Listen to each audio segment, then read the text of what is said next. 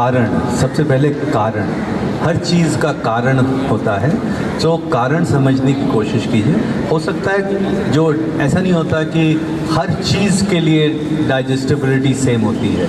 जो खाने होते हैं कुछ चीज़ें पचती हैं, कुछ नहीं पचती हैं, बट ओवरऑल जनरल डाइजेशन अगर करना है फूड के बेसिक जो चीज़ें हैं, so if you have to keep that in mind, then first look at what you are eating. so उसके लिए जब खरीद रहे हैं तो कौन सी चीज़ें होनी चाहिए? Fresh and seasonal. Fresh season, क्या खाना है? फ्रेश होना चाहिए, जो सीज़न में वो खाना चाहिए, जो लोकल है वो खाना चाहिए। फ्रेश, सीजनल, लोकल, ये तीन चीज़ें। अब आप इंडियन हो, चाइनीज़ खाना है, जो कुछ है, if your ingredients are fresh, seasonal and local, they are best for your digestion, they are best for you, not digestion अच्छी होगी तो अपने आप सारी चीज़ें, इम्यूनिटी अच्छी हो जाएगी, सब कुछ अच्छा हो जाएगा। थर्ड, ये तीन चीज़ें हो गई। चौथी चीज़ है डाइजेशन जो है, इट स्टार्ट्स, आप उसको पका किस तरह से हैं, राइट? उसको पकाने का जो तरीका है उसको आप इस तरह से पकाएं जो एसिमिलेशन जब हो खाने की, डाइजेशन जब हो रहा है तो आसानी से हो जाए। जैसे बच्चों को हम क्या करते हैं कि उसको प्यूरेज करके देते हैं, उसको इस तरह से करते हैं कि ताकि उस पर ज़्यादा मेहनत नहीं लगे। More importantly and most importantly खाना है, बच्चे खास तौर से, बड़ों के लिए भी बहुत ज़रूरी है। उनके साथ गीत गाएं, उनके साथ आप तो गुजराती छो, मारवाड़ी, तो डांडिया खेले उनके साथ, तो उनको खुश रखें, आनंद में रखें और उनको बताएं कि ध्यान करें। और जैसे संजीव जी ने बताया कि जितना व्यायाम ज़रूरी है उतना ही आराम ज़रूरी है। तो ये जितने भी किडनी, लिवर्स, पैनक्रियास, जो अंदर के ऑर्गन्स है, उसके जो एलिमेंट्स हैं, उसके लिए प्राइमरी, सबसे प्राणायाम भी अच्छा होगा। व्यायाम के साथ साथ प्राणायाम भी अच्छा हो जाएगा। तो अगर प्राणायाम करने की आपको कोई डिफिकल्टी है तो व्यायाम के साथ उसको कंबाइन कीजिए, इन आउट ब्रेथ, और आराम से कीजिए।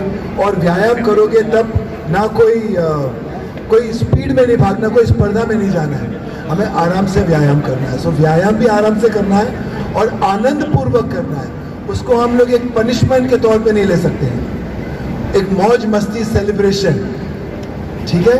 और ऐसे ही हम स्वस्थ हो जाएंगे। और मोस्ट इम्पॉर्टेंट, हम जिसको बोलते हैं ना, ऑप्टिमिज्म लानी चाहिए कि स्वास्थ्य के साथ हमारी आस्था बढ़नी चाहिए और आस्था के साथ हमको जीना चाहिए। और जो व्यक्ति आस्था के साथ आहार, विहार, विश्राम, व्यायाम करेगा, ध्यान करेगा, वो हमेशा स्वस्थ खान बनना है या किसी की तरह नहीं बनना है। तुम जो हो, जैसे हो, शुभ हो। आपकी जो प्रकृति है वो शुभ है। आपकी प्रकृति जैसे खिलेगी उसको वैसे ही खिलाना है। आपको उसमें पानी डालना है, आपको उसमें खातर डालना है और सूर्यदेव की किरणें लेनी है, हवा लेनी है और सिर्फ मौज मस्ती में रहना है। That was a beautiful message from Mickey sir. Okay, so we have. देखिए, हमारी ये जो बुक है, immunity revitalize in 28 days, doctor Mitin Mehta and हमने बड़ी मेहनत से ये लिखे है क्योंकि इम्यूनिटी की काफ़ी ज़रूरत लोगों को रही है पिछले कुछ महीनों में बहुत ज़्यादा, लेकिन ज़िंदगी की नीड है।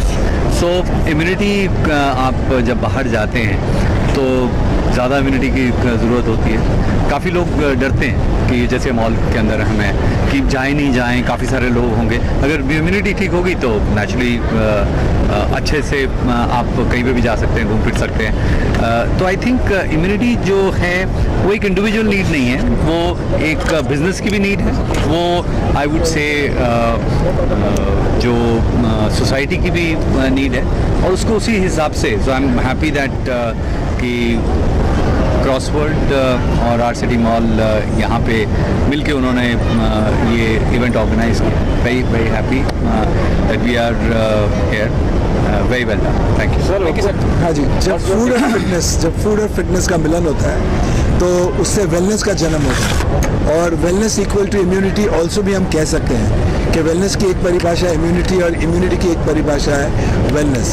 So food fitness put together is a great combination. और 28 दिन का प्रोग्राम है, 4 हफ्ते का प्रोग्राम है और 4 हफ्तों में workout, breathing, meditation, chanting and recipes end of course way of life. आराम कैसे करना, नींद कितनी लेनी, पॉजिटिविटी, क्रिएटिविटी, ऑप्टिमिज्म, फेथ, ये सारी चीज़ें अंदर हैं। तो look good, feel great and perform better with immunity. To be successful in life you ought to be in tune, you got to be immune. Sir Christmas decor immunity बढ़ाने का कोई तरीका बताइए। बिल्कुल। सो मिकी जी, हाँ, अपने डेली रूटीन में जैसे संजीव जी ने बताया कि 70% inputs of wellness comes to food. तो यू नो कॉशियसली, बोधपूर्वक, ध्यानपूर्वक खाएं। आप क्या क्या सेवन करते हो ध्यान से करें। और अगर आराम से खाओगे तो अति नहीं होगी। आराम से खाओगे तो तृप्ति ज़्यादा जल्दी हासिल होगी। और दूसरी बात कि अगर खाना है तो उसको दैट इज़ फ्यूल। तो फ्यूल को बर्न करने के लिए एक एक्टिविटी की ज़रूरत है, एक्टिव लाइफस्टाइल की ज़रूरत है। तो ऐसा नहीं है कि आप सिर्फ व्यायाम ही कीजिए, आप स्पोर्ट्स भी खेल सकते हैं, आप गेम्स भी खेल सकते हैं, आप रनिंग भी कर सकते हैं। एंड ऑफ कोर्स योग हफ्ते में 2-3 बार मिनिमम करें तो बहुत अच्छा होगा। उसके साथ ध्यान करें तो बहुत अच्छा होगा।